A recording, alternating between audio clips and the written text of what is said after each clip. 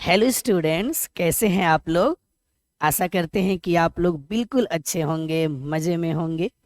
और इस YouTube channel education with Pintu भैया पर आप लोगों का दिल से स्वागत है। चलिए हम लोग हिंदी व्याकरण का जो टॉपिक्स हैं विभिन्न तरह के, उस टॉपिक्स को आगे बढ़ाते हुए आज हम लोग जानते हैं वाक्य विचार के नेक्स्ट टॉपिक के बारे में, जहां पर हम लोग सीखेंगे रचना की दृष्टि से वाक्य के भेद। इसके पहले भी एक वीडियो अपलोड हुआ है, वीडियोस नंबर 6। यदि आप उसको देखेंगे तो पता चलेगा कि वाक्य कहते किसे हैं, वाक्य के कितने भेद होते हैं, और स्पेशली उसमें बतलाया गया है अर्थ की दृष्टि से वाक्य के भेद। और आप लोग को मालूम भी है कि अर्थ की दृष्टि से वाक्य के कितने भेद होते हैं, 8 भेद होते हैं। 8 भेद के बारे में, उसका परिभाषा, विभिन्न तरह के एग्जाम्पल्स उस वीडियो में आप लोगों को बतला दिया गया है। सो प्लीज आप लोग उस वीडियो को देखिएगा। उसके बाद इस वीडियो को देखने से ये बेनिफिट्स होगा, इसमें 20 ऑब्जेक्टिव क्वेश्चंस मिलने वाले हैं। यदि उस 8 भेद को बढ़िया से पढ़कर ऑब्जेक्टिव क्वेश्चंस का जवाब दीजिएगा तो टोटल आपका सही जवाब भी मिलेगा। ओके, तो चलिए हम इस वीडियो में आप लोगों को बतलाते हैं रचना की दृष्टि से वाक्य के कितने भेद हैं। अर्थ की दृष्टि से तो जान गए आप लोग कि वाक्य के 8 भेद होते हैं। आज हम लोग जानते हैं कि रचना की दृष्टि से वाक्य के कितने भेद होते हैं। तो रचना की दृष्टि से वाक्य के कितने भेद होते हैं, 3 भेद होते हैं। पहला क्या होता है, सरल वाक्य, दूसरा मिश्र वाक्य, और तीसरा संयुक्त वाक्य। यदि आपसे कोई पूछे कि वाक्य के कितने भेद हैं तो आप बताइएगा रचना या बनावट की दृष्टि से वाक्य के 3 भेद हैं, सरल वाक्य, मिश्र वाक्य, संयुक्त वाक्य। और यदि वह पूछे आपसे कि अर्थ की दृष्टि से वाक्य के कितने भेद हैं तो 8 भेद हैं। 8 भेद मैंने बतलाया है, वहां से आप याद कर लीजिएगा। ओके, चलिए तो सबसे पहले जानते हैं सरल वाक्य कहते किसे है। तो वह वाक्य जिसमें एक कर्ता और एक क्रिया हो उसे सरल वाक्य कहते हैं।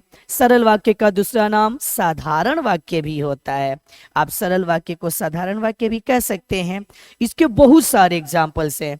हम अपने डेली लाइफ में सबसे ज्यादा सरल वाक्य बोलते हैं, जैसे मैं पढ़ता हूँ, आप लोग पढ़ रहे हैं, चिड़िया उड़ रही है, माँ खाना पकाती हैं, हम लोग मंदिर जाएंगे, वह पटना से लौटेगा। समझ गए, मैं झूठ नहीं बोलता हूँ, एक गिलास पानी लेकर आओ। ये विभिन्न तरह के वाक्य जो हैं वो किस में आते हैं, सरल वाक्य में, जिसमें एक कर्ता होता है और एक क्रिया होती है। ओके, तो आप बताइएगा कि सीधा सीधी वाक्य को जिसमें न तो कोई शर्त का बोध हो, न कोई संयोजक अर्थात कंजक्शन लगा हो, और किंतु परंतु या ये सब नहीं लगे हुए हो, एकदम सीधा सीधा जो वाक्य हो उसे ही हम लोग क्या कहते हैं, सरल वाक्य कहते हैं या साधारण वाक्य कहते हैं। ओके, चलिए इसका परिभाषा भी देख लीजिए आप लोग। रचना या बनावट की दृष्टि से वाक्य के कितने भेद हैं, सरल वाक्य, मिश्र वाक्य, संयुक्त वाक्य। यही कुल मिलाकर कितने भेद होते हैं, 3 भेद होते हैं। किसी भी बुक में आप लोग देखिएगा तो यही मिलेगा। और ये आपके एग्जाम्स को लेकर और आपके कंपटीशन को लेकर बेहद इंपॉर्टेंट टॉपिक है। जितने भी जनरल कंपटीशन से जहां पर हिंदी व्याकरण से क्वेश्चन पूछे जाते हैं उसके लिए यह बेहद जरूरी है। यदि एक बार इस वीडियो को अंत तक गौर से देख लीजिएगा तो हमेशा आपको काम देगा। ओके, चलिए तो सरल वाक्य, मिश्र वाक्य, संयुक्त वाक्य। अब बारी बारी सबको देखते हैं। पहला है सरल वाक्य। अभी आप लोगों को हमने बताया कि वह वाक्य जिसमें केवल एक ही क्रिया होती है और एक कर्ता होता है उसे कौन सा वाक्य कहा जाता है, सरल वाक्य। जैसे छात्र पढ़ते हैं, इसमें कर्ता कौन है, छात्र, और पढ़ना क्या है, क्रिया। मैं खेल रहा हूं, मैं क्या हो गया, कर्ता, और खेलना क्या है, क्रिया। शिक्षक पढ़ा रहे हैं, शिक्षक क्या हो गए, कर्ता, और पढ़ाना क्या हो गई, क्रिया। बिजली चमकती है तो बिजली क्या है, कर्ता, और चमकना क्या है, क्रिया। मैंने एक सांप देखा तो मैं क्या हो गया, कर्ता, और देखना क्या है, क्रिया, और ऑब्जेक्ट कौन है, सांप।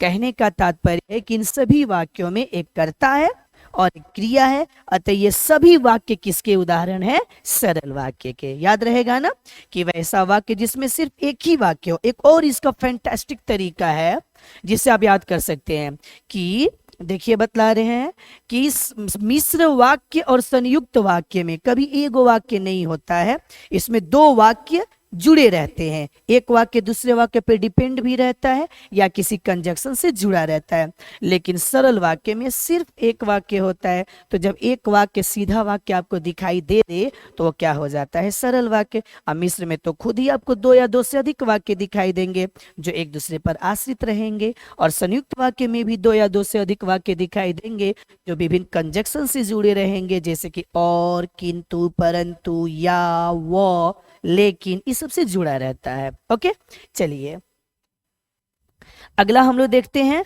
मिश्र वाक्य। जिस वाक्य में एक से अधिक, अभी आप लोग को बताए कि एक से अधिक सरल वाक्य हो, जिनमें से एक मुख्य वाक्य हो तथा दूसरा उस पर आश्रित वाक्य हो, तो उसे कौन सा वाक्य कहा जाता है, मिश्र वाक्य। हमेशा इसमें एक वाक्य नहीं रहेगा, एक से अधिक वाक्य रहेगा और एक दूसरे पर क्या रहेगा, डिपेंड रहेगा। समझ गए? देखिए आप उदाहरण खुद पता चलेगा आपको। मैं जानता हूं कि तुमने यह काम नहीं किया है। तो देखिए, मैं जानता हूं एक वाक्य हुआ, तुमने यह काम नहीं किया है एक और वाक्य हुआ, और दोनों वाक्य किससे जुड़ा हुआ है, की से। तो की से जुड़ने वाला वाक्य क्या कहलाता है, मिश्र वाक्य, क्योंकि एक वाक्य दूसरे वाक्य पर क्या है, डिपेंड है। समझ गए? अगर इतना केवल रहे मैं जानता हूं तो ये क्या कहलाएगा, सरल वाक्य। तुमने यह काम नहीं किया है, ये भी क्या है, सरल वाक्य। दोनों सरल वाक्य किससे जुड़ा है, की से। अब इसका फॉर्म ही बदल गया, अब यह किस में पहुंच गया, मिश्र वाक्य में। अगला, यदि वह आ गया तो मैं चली जाऊंगी। तो वह आ गया है सरल वाक्य, मैं चली जाऊंगी सरल वाक्य। अब यदि तो, इसमें जो वर्ड्स आ गए ये दोनों मिलकर इसको सरल वाक्य हटा दिए और किस में तब्दील कर दिए, मिश्र वाक्य में। यदि वह आ गया तो मैं चली जाऊंगी, एक वाक्य दूसरे वाक्य पर क्या है, डिपेंड है। अगला, वह कौन सा मनुष्य है जिसने राजा अशोक का नाम नहीं सुना हो। तो यहां पर भी दो वाक्य है और दो वाक्य किससे जुड़े हैं, जिसने से जुड़े हैं। वह कौन सा मनुष्य है जिसने, तो जिसने से वाक्य क्या हो गया, जुट गया। आगे, जब तुम्हारा भाई आएगा तो तुम चले जाना। तो तुम्हारा भाई आएगा साधारण वाक्य है, तुम चले जाना सरल वाक्य है या साधारण वाक्य है, और जब तो ये सब लगकर इसको क्या बना दिया, मिश्र वाक्य। एक वाक्य दूसरे वाक्य पर डिपेंड कर दिया कि तुम तभी जाओगे जब तुम्हारा भाई आएगा। ऐसे ही लग रहा है कि ये डिपेंडेंट है। आगे, जब मैं स्टेशन पहुंचा तो गाड़ी जा चुकी थी। तो मैं स्टेशन पहुंच गया, अगर इतना रहता तो सरल वाक्य, गाड़ी जा चुकी थी सरल वाक्य, लेकिन जब से जुट गया, तो से जुट गया, तो यह वाक्य कौन सा हो गया, मिश्र वाक्य हो गया। समझ गए ना? यदि वीडियो अच्छी लग रही होगी तो लाइक जरूर करिएगा और कमेंट भी करिएगा। आई लाइक योर कमेंट्स, मुझे आपके कमेंट्स का इंतजार रहता है। ओके, तो कमेंट भी करिएगा, लाइक भी करिएगा, चैनल को सब्सक्राइब भी करिएगा और ज्यादा से ज्यादा शेयर भी करिएगा। ओके, चलिए, तो जब मैं स्टेशन पहुंचा तो गाड़ी जा चुकी थी, यानी गाड़ी उस वक्त जा चुकी थी जब मैं स्टेशन पहुंचा। एक वाक्य दूसरे वाक्य पर क्या है, डिपेंड है।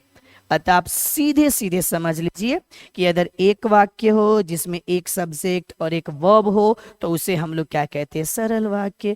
मिश्र वाक्य में दो वाक्य हो जाते हैं, दो से ज्यादा वाक्य हो जाते हैं, और सब एक दूसरे पर क्या रहते हैं, डिपेंड रहते हैं। अब डिपेंड विभिन्न तरह से रह सकते हैं, की के सहारे, यदि के सहारे, तो के सहारे, जब के सहारे, जिसने के सहारे, ये सब लग जाता है तो क्या कहलाता है, मिश्र वाक्य। ओके, चलिए आगे। संयुक्त वाक्य, ये भी बहुत आसान है, टेंशन लेने वाली बात नहीं है। तीनों बताकर एकदम सरल भाषा में आप लोग को मैं बता दूंगा।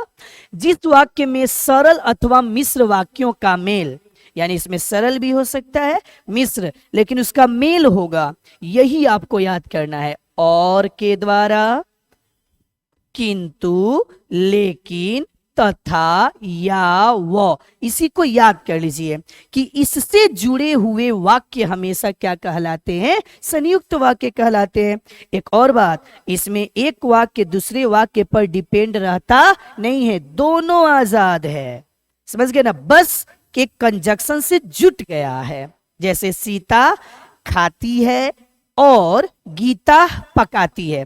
तो सीता खाती है, सरल वाक्य, गीता पकाती है, सरल वाक्य, दोनों वाक्य को सिर्फ और से जोड़ दिया गया है। तो ये वाक्य क्या कहलाता है? संयुक्त वाक्य। संयुक्त का अर्थ ही होता है मिलना। ओके, चलिए देखिए, उसकी आंखें हंसती हैं किंतु उसका हृदय रोता है। तो यहाँ पर किंतु आ गया ना, तो ये कौन सा वाक्य है? संयुक्त वाक्य है। एक वाक्य दूसरे वाक्य पर डिपेंड नहीं है।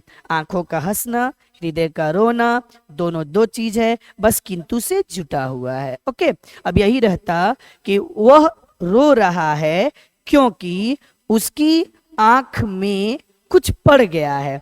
तो वहां पर वो क्या हो जाएगा? मिश्र वाक्य हो जाएगा, क्योंकि एक वाक्य दूसरे पर डिपेंड हो गया। चलिए आगे, राम आया और श्याम चला गया। तो दोनों अपना अपना काम किए, बस केवल और से दोनों को क्या किया गया? जोड़ा गया।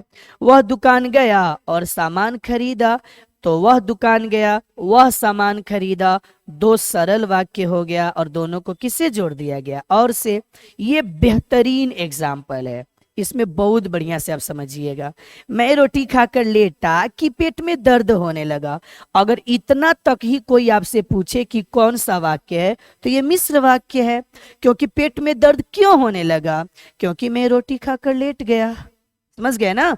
तो मैं रोटी खाकर लेटा कि पेट में दर्द होने लगा, की से लगा है। तो यदि इतना आपको देखा जाए तो ये कौन सा वाक्य है? मिश्र वाक्य है। आगे, दर्द इतना बढ़ा कि डॉक्टर को बुलाना पड़ा। ये भी कौन सा वाक्य है? मिश्र वाक्य है। अब देखिए, दोनों मिश्र वाक्य को किससे जोड़ दिया गया? और से। तो अब ये कौन सा वाक्य हो गया? संयुक्त वाक्य हो गया। समझ गए ना? तो इसीलिए यहां परिभाषा है, जिस वाक्य में सरल अथवा मिश्र। तो ऊपर के तीन उदाहरण सरल के उदाहरण हैं और यह उदाहरण मिश्र का उदाहरण है। इसीलिए मैं बहुत सोच समझकर उदाहरण दिया हूं, ताकि इस परिभाषा से आप उदाहरण का कंपैरिजन करके भली भांति समझ जाए। ओके, आप लोग को भी समझ में आ गया होगा कि यहाँ पर दो मिश्र वाक्य को और से जोड़ दिए हैं तो संयुक्त हो गया। यहाँ दो सरल वाक्य को किंतु से जोड़ दिए तो ये भी संयुक्त हो गया। यहाँ दो सरल वाक्य को और से जोड़ दिए, ये भी संयुक्त हो गया। ओके, चलिए, तो इस प्रकार रचना की दृष्टि से भी वाक्य के भेद खत्म हुए। अब चलते हैं हम लोग ऑब्जेक्टिव पर, जो मोस्ट इंपॉर्टेंट चीज है, पूरी पढ़ाई का निचोड़ है। उसके द्वारा आप अपने आप को भी टेस्ट कर सकते हैं कि कितना आप सीखे, कितना नॉलेज एब्जॉर्ब किए। ओके, चलिए, वस्तुनिष्ठ प्रश्न में पहला है, शब्दों के सार्थक मेल को क्या कहते हैं? तो क्या कहते हैं? वाक्य कहते हैं। ध्वनि तो कहते नहीं है, ध्वनि का तो परिभाषा जानते हैं, जो मुंह से उच्चारित हो और कानों से सुनाई दे उसे ध्वनि कहते हैं। वर्ण तो भाई ये भी नहीं, क्योंकि ध्वनियों के लिखित रूप को क्या कहते हैं? वर्ण कहते हैं। शब्द, विभिन्न वर्णों के मेल को क्या कहते हैं? शब्द, लेकिन मेल सार्थक होना चाहिए। यानी वर्णों के सार्थक मेल को क्या कहते हैं? शब्द। और शब्दों के सार्थक मेल को क्या कहते हैं? वाक्य। चलिए अगला क्वेश्चन नंबर 2, अर्थ की दृष्टि से वाक्य के कितने भेद होते हैं? 8 भेद होते हैं और इसके जस्ट पिछले वाले वीडियो में 8 भेद को एक्सप्लेन किया गया है। सो प्लीज आप वहां से देखिए, सीखिए और अपने नॉलेज को बढ़ाइए। चलिए अगला क्वेश्चन नंबर 3, रचना की दृष्टि से वाक्य के कितने भेद हैं? अभी तो बताया गया ना, 3 भेद होते हैं। कौन कौन? सरल वाक्य, मिश्र वाक्य और संयुक्त वाक्य। चलिए, वाक्य के कितने अंग हैं? ये बिल्कुल न्यू चीज है, याद रखिएगा। वाक्य के कितने अंग हैं? 2। कौन कौन से अंग होते हैं? ये 2 अंग हैं। ये 2 अंग कौन कौन से होते हैं? पहले से आप लोग को मालूम भी होगा। एक होता है उद्देश्य और एक होता है विधेय। 2 अंग होते हैं। ओके, चलिए हम एक वाक्य देकर प्रूफ कर दे रहे हैं, याद भी हो जाएगा आप लोगों को। चलिए, जैसे राम पुस्तक पढ़ता है, मान लीजिए यही एक वाक्य हो गया। इस वाक्य में कौन उद्देश्य है और कौन विधेय है? तो चलिए हम बतला दे रहे हैं कौन उद्देश्य है और कौन विधेय है। तो देखिए, राम क्या कहलाएगा? उद्देश्य कहलाएगा। जो सब्जेक्ट होता है वही क्या होता है? उद्देश्य होता है। और बाकी सब के सब क्या कहलाएंगे? विधेय कहलाएंगे। अब तो समझ गए ना? जो सब्जेक्ट होता है वो क्या होता है? उद्देश्य। और बाकी सब क्या कहलाता है? विधेय कहलाता है। ओके, चलिए अगला। जिससे किसी बात के न होने का बोध हो उसे कौन सा वाक्य कहा जाता है? यानी निगेटिव। जब कोई बात न होगा तो निगेटिव सेंस होगा। जैसे मैं नहीं पढ़ा रहा हूं, वह झूठ नहीं बोल रहा है, मैंने तुम्हारी मदद नहीं की, वह कभी हंसता ही नहीं है। तो जिसमें नहीं नहीं आने लगे वह कौन सा वाक्य कहलाता है? निषेधवाचक। क्योंकि विधिवाचक तो सिंपल वाक्य होता है, जैसे मैं पढ़ाता हूं, वह जाता है, वह खाती है, ये सब। आज्ञावाचक में तो आज्ञा, उपदेश, सलाह ये सब देने का बोध होता है। संकेतवाचक वाक्य तो यदि से स्टार्ट होता है, यदि वह आ जाएगा तो मैं चला जाऊंगा, इस टाइप का होता है। लेकिन ये तो कह रहा था कि जिससे किसी बात के न होने का बोध हो, तो इसीलिए कौन सा वाक्य कहलाता है? निषेधवाचक। अगला देखा जाए। मैं देखता हूं रचना की दृष्टि से कैसा वाक्य है? तो अभी आप लोग को बताए कि वह वाक्य जिसमें एक कर्ता और एक क्रिया हो उसे क्या कहते हैं? सरल वाक्य कहते हैं। तो मैं देखता हूं, तो मैं क्या हो गया? कर्ता, और देखना क्या हो गई? क्रिया। तो जब एक कर्ता और एक क्रिया हो गई तो यह कौन सा वाक्य हो गया? सरल वाक्य हो गया। क्योंकि मिश्र वाक्य में तो दो वाक्य होते हैं और एक वाक्य दूसरे पर डिपेंड होता है। संयुक्त वाक्य में भी दो या दो से अधिक वाक्य होते हैं और वे और, किंतु, परंतु, लेकिन से जुड़े रहते हैं। ऐसी तो बात यहाँ है नहीं, सिर्फ एक ही वाक्य आप देख रहे हैं, इसलिए कौन सा वाक्य होगा? सरल वाक्य। आगे, निम्न में से रचना के भेद के आधार पर वाक्य का कौन सा भेद नहीं है? तो आप लोग तो जानते हैं कि रचना के आधार पर तीन ही भेद होते हैं, सरल वाक्य, मिश्र वाक्य, संयुक्त वाक्य। तो देख लीजिए कौन नहीं है। तो मिश्र तो है, सरल भी है, संयुक्त भी है, तो ये इसका भेद नहीं है। प्रश्नवाचक किसका भेद नहीं है, बल्कि ये अर्थ की दृष्टि से जो वाक्य के 8 भेद होते हैं उसका भेद है। अगला, अकाल पड़ेगा और लोग मरेंगे। यहीं से आप इसका आंसर क्लियर कर सकते हैं। अकाल पड़ना ये क्या हुआ? सरल वाक्य। लोगों का मरना सरल वाक्य। दोनों सरल वाक्य को जोड़ दिए। किससे जोड़ दिए? और एक वाक्य दूसरे वाक्य पे डिपेंड भी नहीं है, तो इसीलिए कौन सा वाक्य होगा? संयुक्त वाक्य होगा। संयुक्त वाक्य का ट्रिक है कि यह हमेशा और, किंतु, परंतु, लेकिन, या, व इतना से जुड़ा रहता है। चलिए आगे, क्वेश्चन नंबर 9। अगर तुम, देखिए यहीं से आप समझिएगा, अगर तुम आपको शर्त दे दिया, यानी पक्का एक वाक्य दूसरे पर डिपेंड करेगा। अगर तुम मेरे साथ रहोगे तो मुझे सुविधा होगी, यदि तुम मेरे साथ रहोगे तो सुविधा होगी। यदि रचना की दृष्टि से पूछता तो ये कौन सा वाक्य हो जाता? मिश्र वाक्य। लेकिन वो तो पूछा नहीं है, वो अर्थ के आधार पे पूछ दिया है। तो देखिए अब ऑप्शन में से क्लियर करिए। आज्ञा सूचक वाक्य, आज्ञा तो दे नहीं रहा है। इच्छा सूचक वाक्य, अब इच्छा सूचक वाक्य भी कोई कोई इसको मान सकता है, लेकिन इच्छा सूचक वाक्य में 4 चीज का बोध होता है: इच्छा का, श्राप का, आशीर्वाद का और प्रार्थना का। तो आशीर्वाद तो है नहीं, न श्राप का बोध है, न प्रार्थना का बोध है। अगर कहकर शर्त का बोध करा रहा है तो एक्चुअल में यह संकेतवाचक वाक्य है। संकेतवाचक वाक्य अगर और यदि से चालू होता है, लेकिन कहीं संकेतवाचक दिया है? नहीं दिया है, तो इसका आंसर क्या होगा? इनमें से कोई नहीं। क्यों? क्योंकि इसका एग्जैक्ट आंसर होगा संकेतवाचक वाक्य। ओके, इसका आंसर हो जाएगा संकेत वाचक वाक्य, जो कि यदि से चालू होता है, और यदि मीन्स अगर, दोनों ठीक है अपने आप में। ओके, चलिए, यदि तुम मेरे साथ रहोगे तो मुझे सुविधा होगी, या अगर तुम मेरे साथ रहोगे तो सुविधा होगी, there is no any difference. तो ये क्या है? संकेतवाचक वाक्य है। कहीं ऑप्शन में दिखाई नहीं दे रहा है, तो इसलिए आंसर क्या होगा? इनमें से कोई नहीं। आगे, तुम तुरंत कक्षा में जाकर छात्रों को शांत करो।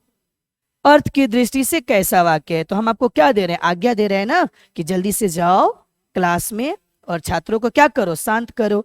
तो संकेत तो होगा नहीं, वो तो अभी दिखा है आप लोग को ना कि यदि और अगर से चालू होता है। विधिवाचक वाक्य तो बिल्कुल सिंपल सा होता है। चलिए, दो एक ही ऑप्शन हो गया है ना। यहाँ पर कुछ दूसरा ऑप्शन रखा जाए, निषेध।